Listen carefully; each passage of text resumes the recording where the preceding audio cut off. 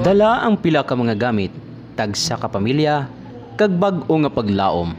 Nagamat-amat na balik sa ila tagsa ka mga lugar ang mga fire victims ang Barangay West Habog-Habog kag San Juan Molo. Natapos na ang 15 ka adlaw nga gintalana para sa ila temporaryo nga pagtener sa evacuation center.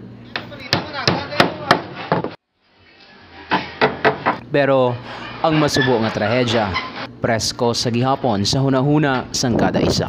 Sa pagbisita sang Radyo Bandera News team sa lugar, amon nga naabtan ang mga pumuluyo nga nagapamanday sang ila temporaryo nga palasilungan. May aras ang iban nga ginbutangan lang anay sang trapal ang dingding nga ginbilin sang kalayo para lang may handong nga makatabon sa ila sa init kag tunog sang kagabihon. Kanya-kanya na lang anay nga diskarte gamit ang kawayan, plywood kag pila ka mga sinas nga nasalbar sa sunog. Liwat sila nga magaumpisa sang bag-o nga paglaom samtang ginaulat ang relocation project nga natalana nga igatukod sang gobyerno para sa ila.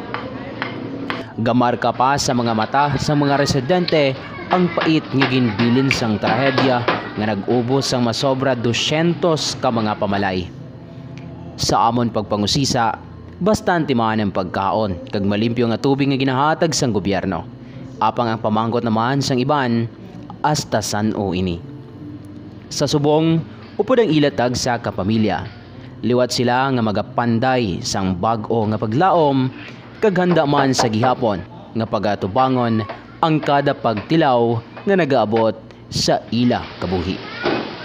Ini si kabanderang Melmar de la Cruz, nagabandera sang matutuod nga serbisyo publiko kag kalingawan sa Iloilo. Radyo Bandera.